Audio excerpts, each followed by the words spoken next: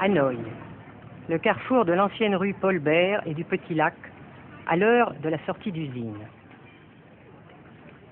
Pas une seule voiture, mais beaucoup de vélos sur lesquels se déplace lentement, machinalement la foule des travailleurs, dans une régularité impressionnante.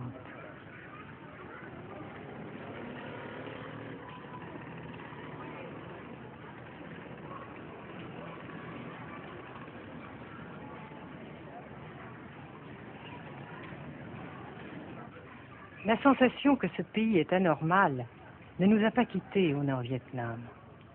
Anormal d'abord parce que toute vie individuelle a disparu au bénéfice d'un effort collectif extraordinaire. Dirigé d'une main de fer à l'intérieur d'un dispositif de sécurité draconien. Anormal ensuite parce que dans ce pays coupé en deux depuis 10 ans, un grand nombre de familles vivent le drame de la rupture qui alimente à sa façon la guerre du Sud. Est-ce que vous pensez, Monsieur le Président, qu'il y a une solution militaire à la guerre du Sud-Vietnam? Non. Parce que vous savez que le peuple Vietnam, c'est un. Et le pays du Vietnam, c'est un. Les Américains ont fait une guerre d'agression, comme qui dit, c'est une guerre non déclarée. Et, comme vous savez aussi, vous avez pu lire dans la presse, n'est-ce pas, mondiale, que plus la guerre prolonge, plus les Américains et leurs valets, n'est-ce pas, comment dire ça,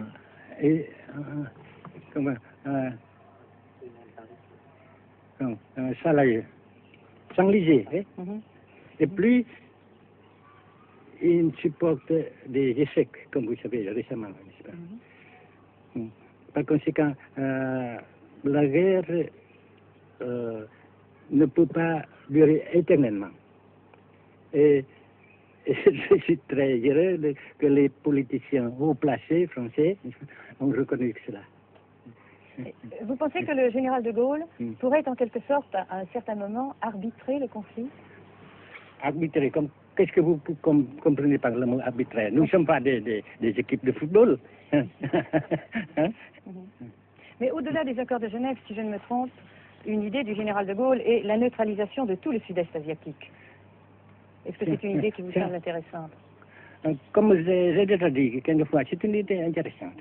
Mais ça dépend encore une fois de la volonté de ces peuples et la manière comment on procède à réaliser. C'est une grande question. Et je ne peux pas dire que je suis d'accord. Et je ne dis pas que je ne suis pas d'accord, n'est-ce pas? Mais parce que vous dites, par exemple, vous dites fleurs. Fleurs, il y a beaucoup de sortes de fleurs. Il y a des roses, il y a des blanches, des rouges, etc. Et il y a qui sont bons et d'autres qui ne sont pas bons. Mais on dit fleurs. Monsieur le Président, nous avons constaté avec chagrin qu'au cours de notre voyage au Nord-Vietnam, que l'influence française était devenue à peu près inexistante dans votre pays. Les moins de 25 ans ne comprennent plus du tout le français. Et je me demande si, à votre idée, des rapports peuvent se rétablir tels que la France continue à jouer une sorte de rôle culturel ici. Avec la France surtout et avec tous les autres pays. Nous voulons avoir une coopération amicale, culturelle, économique, etc. Mais je suis sûr que vous ne voulez pas avoir, n'est-ce pas, que la France ait l'influence qu'elle avait avant. C'est une autre chose. Non, c'est une autre époque. Mais coopération culturelle, économique, qu'est-ce qu'il y a encore, sportive par exemple, etc., n'est-ce pas, nous le dirons. Si la guerre se cristallise au sud et se poursuit encore pendant quelques années, pensez-vous que l'avenir économique du Nord-Vietnam soit viable? Je suis sûr que c'est non seulement viable, mais ça progresse. Parce que vous avez vu vous-même, vous avez constaté vous-même qu'ici, nous travaillons beaucoup, notre peuple travaille beaucoup, avec abnégation, n'est-ce pas, et avec dévouement, avec enthousiasme. Et d'un côté, nous travaillons pour, comment dirais-je, pour, principalement, n'est-ce pas, de nos propres forces, de nos propres. Et aussi, nous avons, n'est-ce pas, l'aide fraternelle des pays socialistes, n'est-ce pas. Alors, nous, jusqu'ici et après cela, n'est-ce pas, nous avons déjà réalisé des progrès. Pas très grand comme nous voulons, mais nous avons réalisé des progrès. Et dans l'avenir, nous progressons de même. Mais vous mentionnez là l'aide des pays socialistes. Est-ce que cette aide ne s'est pas trouvée légèrement compromise à la suite du conflit idéologique entre la Russie et la Chine? Non, parce que ces questions, n'est-ce pas, différences idéologiques entre nos différents partis frères, c'est nos affaires intérieures. Ça passera. Et l'unité, ça se fera. Mais l'aide fraternelle continue et continuera. Et c'est très précieux pour nous. Bien sûr. Mais certains ont l'impression chez nous, Monsieur le Président, que le Nord-Vietnam se trouve actuellement assez isolé, asphyxié même, et que politiquement, il pourra difficilement éviter de devenir une sorte de satellite de la Chine. Qu'est-ce qu'on peut répondre à cela? Jamais.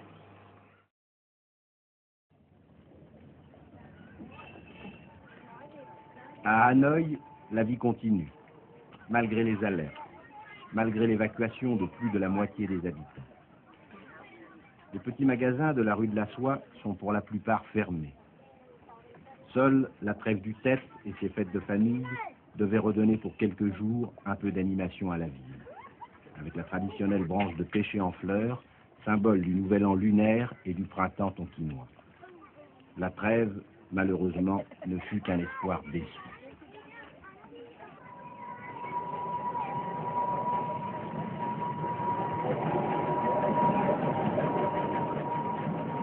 Dans les rues, de grands panneaux de propagande donnent les informations de guerre, les statistiques officielles et quotidiennes des pertes américaines. Selon le gouvernement de la République démocratique du Vietnam, 1631 avions américains auraient été abattus au-dessus du Nord-Vietnam.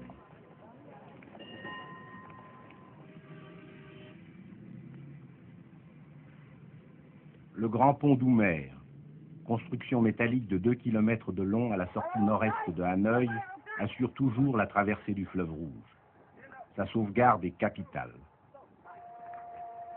La défense antiaérienne du Vietnam, tant redoutée par les pilotes américains, dispose de nombreuses fusées solaires de fabrication soviétique.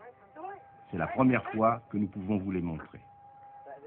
Les rampes mobiles de lancement sont déplacées chaque nuit afin de déjouer les repérages.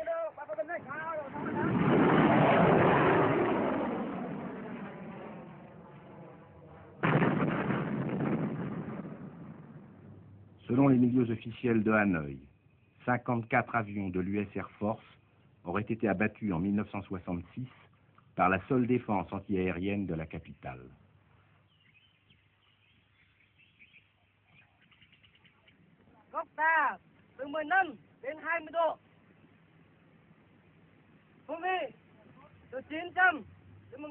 Pour la première fois également, nous avons pu voir les pilotes et les avions de chasse vietnamiens. Pour la plupart, leur formation a été assurée en URSS.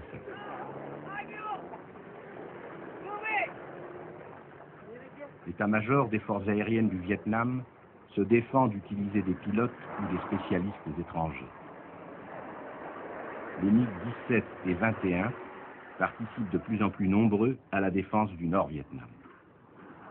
Les résultats des combats aériens sont mal connus et contradictoirement mentionnés dans les communiqués vietnamiens ou américains.